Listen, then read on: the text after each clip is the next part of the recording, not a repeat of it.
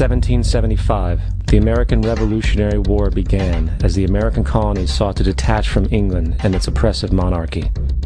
Though many reasons are cited for the revolution, one in particular sticks out as the prime cause: that King George III of England outlawed the interest-free, independent currency the colonies were producing and using for themselves, in turn forcing them to borrow money from the Central Bank of England at interest, immediately putting the colonies into debt.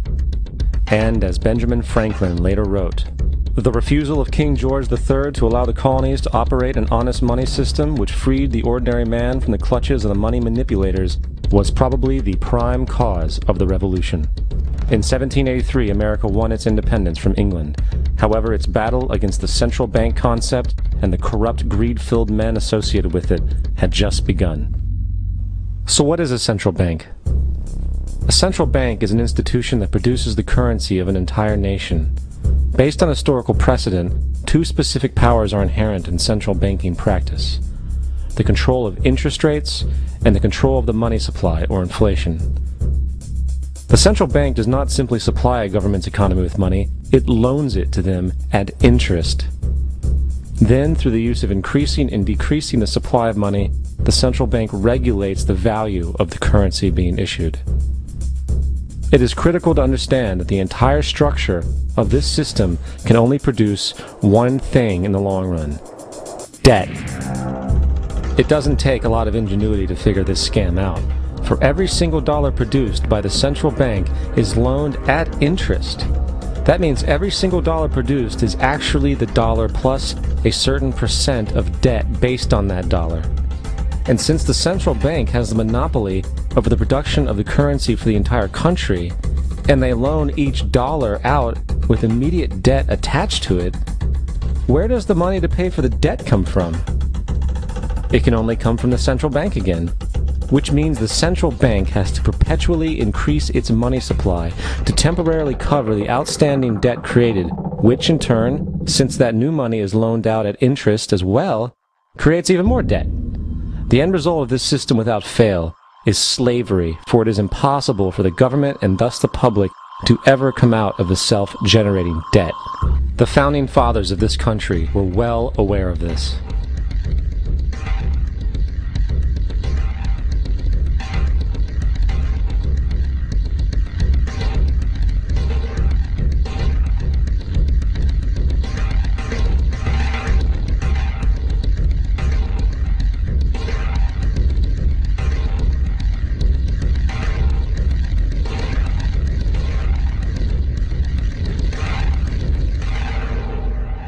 By the early 20th century, the U.S. had already implemented and removed a few central banking systems, which were swindled into place by ruthless banking interests.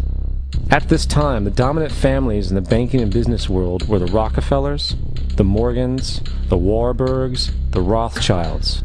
And in the early 1900s, they sought to push once again legislation to create another central bank.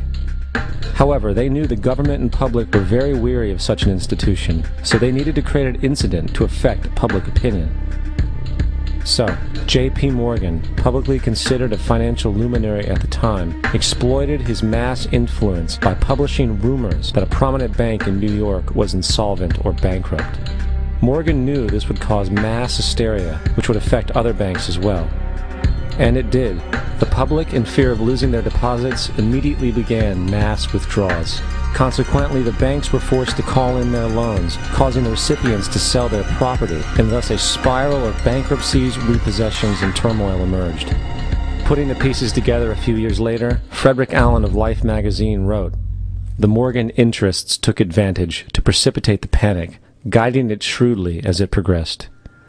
Unaware of the fraud, the Panic of 1907 led to a congressional investigation headed by Senator Nelson Aldrich, who had intimate ties to the banking cartels and later became part of the Rockefeller family through marriage. The commission, led by Aldrich, recommended a central bank should be implemented so a panic like 1907 could never happen again. This was the spark the international bankers needed to initiate their plan. In 1910, a secret meeting was held at a J.P. Morgan estate on Jekyll Island off the coast of Georgia. It was there that the central banking bill called the Federal Reserve Act was written. This legislation was written by bankers, not lawmakers.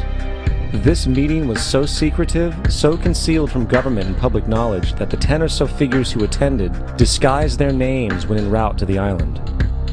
After this bill was constructed, it was then handed over to their political frontman, Senator Nelson Aldrich, to push through Congress.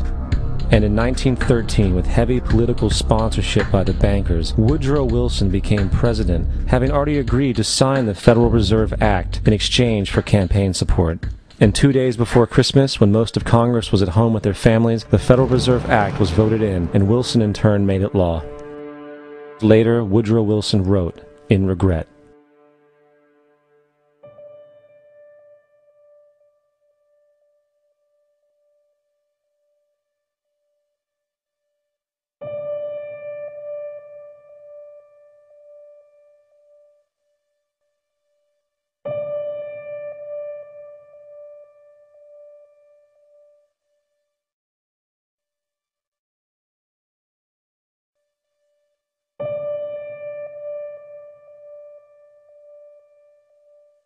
Congressman Louis McFadden also expressed the truth after the passage of the bill. A world banking system was being set up here, a superstate controlled by international bankers, acting together to enslave the world for their own pleasure. The Fed has usurped the government. Now, the public was told that the Federal Reserve System was an economic stabilizer, and inflation and economic crises were a thing of the past. Well, as history has shown, nothing is further from the truth. The fact is, the international bankers now had a streamlined machine to expand their personal ambitions. It's alive! It's alive! It's alive! For example, from 1914 to 1919, the Fed increased the money supply by nearly 100%, resulting in extensive loans to small banks and the public. Then, in 1920, the Fed called in mass percentages of the outstanding money supply, thus resulting in the supporting banks having to call in huge numbers of loans, and, just like 1907, bank runs, bankruptcy, and collapse occurred. Over 5,400 competitive banks outside of the Federal Reserve System collapsed, further consolidating the monopoly of the small group of international bankers. Privy to this crime, Congressman Lindbergh stepped up and said in 1921, "Under the Federal Reserve Act, panics are scientifically created. The present panic is the first scientifically created one, worked out as we figure a mathematical equation." However, the panic of 1920 was just a warm-up. From 1921 to 1929, the Fed again increased the money supply, resulting once again in extensive loans to the public and banks. There was also a fairly new type of loan called a margin loan in the stock market. Very simply, the margin loan allowed an investor to put down only 10% of a stock's price, with the other 90% being loaned through the broker. In other words, a person could own $1,000 worth of stock with only $100 down. This method was very popular in the roaring 1920s, as everyone seemed to be making money in the market. However, there was a catch to this loan. It could be called in at any time and had to be paid within 24 hours. This is termed a margin call, and the typical result of a margin call is the selling of the stock purchased with the loan. So, a few months before October in 1929, J.D. Rockefeller, Bernard Baruch, and other insiders quietly exited the market, and on October 24, 1929, the New York financiers who furnished the margin loans started calling them in masse. This sparked an instantaneous, massive sell-off in the market, for everyone had to cover the margin loans. It then triggered mass bank runs for the same reason, in turn collapsing over 16,000 banks, enabling the conspiring international bankers to not only buy up rival banks at a discount, but to also buy up whole corporations at pennies on the dollar. It was the greatest robbery in American history. But that didn't stop there. Rather than expanding the money supply in order to recover from this economic collapse, the Fed actually contracted it, fueling one of the largest depressions in history. Once again outraged, Congressman Louis McFadden, a longtime opponent of the banking cartels, began bringing impeachment proceedings against the Federal Reserve Board, saying of the crash and depression, "It was a carefully contrived occurrence. International bankers sought to bring about a condition of despair so that they might emerge the rulers of us all." Not surprisingly, and after 2 previous assassination attempts, McFadden was poisoned at a banquet before he could push for the impeachment. Now, having reduced the society to squalor, the Federal Reserve bankers decided that the gold standard should be removed. In order to do this, they needed to acquire the remaining gold in the system. So, under the pretense of helping to end the Depression, came the 1933 gold seizure. Under the threat of imprisonment for 10 years, everyone in America was required to turn in all gold bullion to the Treasury, essentially robbing the public of what little wealth they had left. And at the end of 1933, the gold standard was abolished. If you look at a dollar bill from before 1933, it says it is redeemable in gold. You look at a dollar bill today, it says it is legal tender, which means it is backed by absolutely nothing. It is worthless paper. The only thing that gives our money value is how much of it is in circulation. Therefore, the power to regulate the money supply is also the power to regulate its value, which is also the power to bring entire economies and societies to its knees.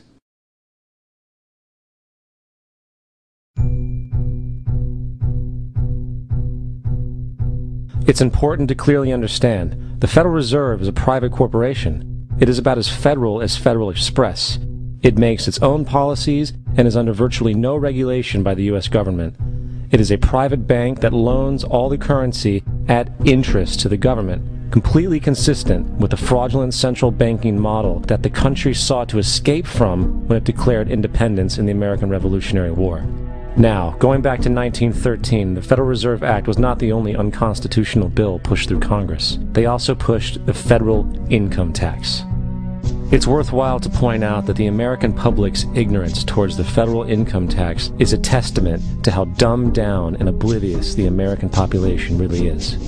First of all, the federal income tax is completely unconstitutional, as it is a direct, unapportioned tax. All direct taxes have to be apportioned to be legal based on the Constitution. Secondly, the required number of states in order to ratify the amendment to allow the income tax was never met, and this has even been cited in modern court cases.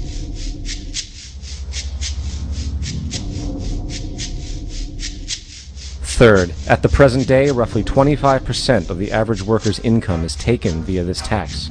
And guess where that money goes? It goes to pay the interest on the currency being produced by the fraudulent Federal Reserve Bank, a system that does not have to exist at all.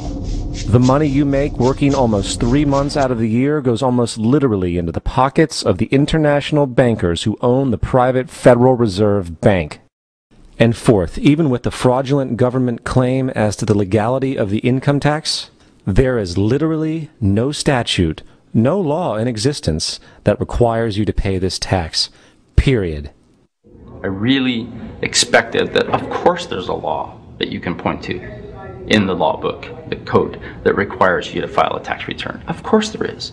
I was at that point where I couldn't find the statute that clearly made a person liable. At least not me and most people I know, and I had no choice in my mind except to resign. Based on the research that I did throughout the year 2000 and that I'm still doing, I have not found that law. I've asked Congress, we've asked a lot of people in the IRS commissioners, helpers. They can't answer, because if they answer, the American people are going to know that this whole thing is a fraud. I haven't filed an federal income tax return since I left. I have not filed a tax return since 1999. The income tax is nothing less than the enslavement of the entire country. Now, the control of the economy and the perpetual robbery of wealth is only one side of the Rubik's Cube the bankers hold in their hands. The next tool for profit and control is war. Since the inception of the Federal Reserve in 1913, a number of large and small wars have commenced. The three most pronounced were World War I, World War II, and Vietnam. World War I. In 1914, European wars broke out centered around England and Germany. The American public wanted nothing to do with the war. In turn, President Woodrow Wilson publicly declared neutrality. However, under the surface, the U.S. administration was looking for any excuse it could find to enter it. In a noted observation by Secretary of State William Jennings, the large banking interests were deeply interested in the World War because of the wide opportunities for large profits. It's important to understand that the most lucrative thing that can happen for the international bankers is war, for it forces the country to borrow even more money from the Federal Reserve Bank at interest. Woodrow Wilson's top advisor and mentor was Colonel Edward House, a man with intimate connections with the international bankers who wanted in the war. In a documented conversation between Colonel House, Wilson's advisor, and Sir Edward Grey, the Foreign Secretary of England, regarding how to get America into the war, Grey inquired, "What will Americans do if Germans sink an ocean liner with American passengers on board?" House responded, I believe that a flame of indignation would sweep the United States, and that by itself would be sufficient to carry us into war. So, on May 7, 1915, on essentially the suggestion of Sir Edward Grey, a ship called the Lusitania was deliberately sent into German-controlled waters, where German military vessels were known to be. And, as expected, German U-boats torpedoed the ship, exploding stored ammunition, killing 1,200 people.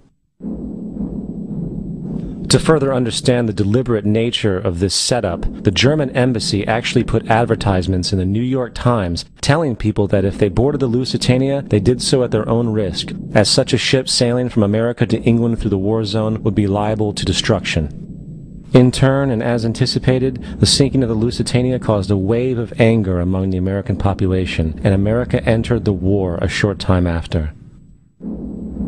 The First World War caused 323,000 American deaths. J.D. Rockefeller made $200 million off of it. Not to mention the war cost about $30 billion for America, most of which was borrowed from the Federal Reserve Bank at interest, furthering the profits of the international bankers. World War II.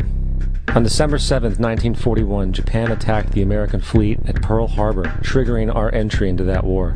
President Franklin D. Roosevelt declared the attack was a day that will live in infamy.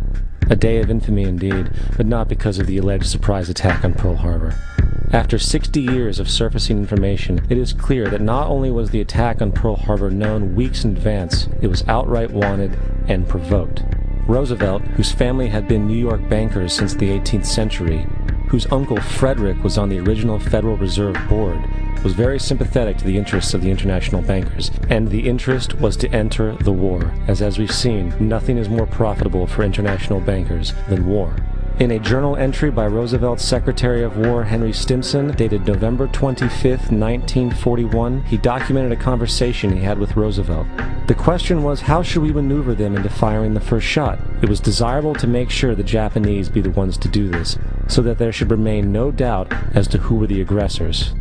In the months leading up to the attack on Pearl Harbor, Roosevelt had done almost everything in his power to anger the Japanese, showing a posture of aggression. He halted all of Japan's imports of American petroleum. He froze all the Japanese assets in the United States. He made public loans to nationalist China and supplied military aid to the British, both enemies of Japan in the war, which, by the way, is completely in violation of international war rules. And on December 4th, 3 days before the attack, Australian intelligence told Roosevelt about a Japanese task force moving towards Pearl Harbor. Roosevelt ignored it. So, as hoped and allowed, on December 7, 1941, Japan attacked Pearl Harbor, killing 2,400 soldiers. Before Pearl Harbor, 83% of the American public wanted nothing to do with the war. After Pearl Harbor, 1 million men volunteered for the war. It is important to note, Nazi Germany's war effort was largely supported by two organizations, one of which was called IG Farben. IG Farben produced 84% of Germany's explosives, and even the Zyklon B used in the concentration camps to kill millions. One of the unspoken partners of IG Farben was J.D. Rockefeller's Standard Oil Company in America. In fact, the German Air Force could not operate without a special additive patented by Rockefeller's Standard Oil. The drastic bombing of London by Nazi Germany, for example, was made possible by a $20 million sale of fuel to IG Farben by the Rockefeller Standard Oil Company. This is just one small point on the topic of how American business funded both sides of World War II. One other treasonous organization worth mentioning is the Union Banking Corporation of New York City. Not only did it finance numerous aspects of Hitler's rise to power, along with actual materials during the war, it was also a Nazi money laundering bank, which was eventually exposed for having millions of dollars of Nazi money in its vaults. The Union Banking Corporation of New York was eventually seized for violations of the Trading with the Enemy Act. Guess who the director and vice president of the Union Bank was? Prescott Bush, our current president's grandfather, and of course our former president's father. Keep that in mind when considering the moral and political dispositions of the Bush family. Vietnam. The United States' official declaration of war on North Vietnam in 1964 came after an alleged incident involving 2 U.S. destroyers being attacked by North Vietnamese PT boats in the Gulf of Tonkin. This was known as the Gulf of Tonkin Incident. This single situation was the catalytic pretext for massive troop deployment and full-fledged warfare. One problem, however, The attack on the U.S. destroyers by Vietnamese PT boats never happened. It was a completely staged event to have an excuse to enter the war. Former Secretary of Defense Robert McNamara stated years later that the Gulf of Tonkin incident was a mistake, while many other insiders and officers have come forward, relaying that it was a contrived farce, a complete lie. Once in the war, it was business as usual. In October 1966, President Lyndon Johnson lifted trade restrictions on the Soviet bloc, knowing full well that the Soviets were providing upwards of 80% of North Vietnam's war supplies. Consequently, Rockefeller interests financed factories in the Soviet Union, which the Soviets used to manufacture military equipment and send it to North Vietnam. However, the funding of both sides of this conflict was only one side of the coin. In 1985, Vietnam's rules of engagement were declassified. This detailed what American troops were and were not allowed to do in the war. It included absurdities like North Vietnamese anti-aircraft missile systems could not be bombed until they were known to be fully operational. No enemy could be pursued once they crossed the border of Laos or Cambodia. And most revealing of all, the most critical strategic targets were not allowed to be attacked unless initiated by high military officials. Apart from these imposed ludicrous limitations, North Vietnam was informed of these restrictions and therefore could base entire strategies around the limitations of the American forces. This is why the war went on so long. And the bottom line is this: the Vietnam War was never meant to be won, just sustained. This war for profit resulted in 58,000 American deaths and 3 million dead Vietnamese. So, where are we now? September 11th was the jumpstart for what is now an accelerated agenda by the ruthless elite. It was a staged war pretext no different than the sinking of the Lusitania, the provoking of Pearl Harbor, and the Gulf of Tonkin lie. In fact, if 9/11 wasn't a planned war pretext, it would be an exception to the rule. It has been used to launch 2 unprovoked illegal wars, one against Iraq and one against Afghanistan. However, 9/11 was a pretext for another war as well, the war against you.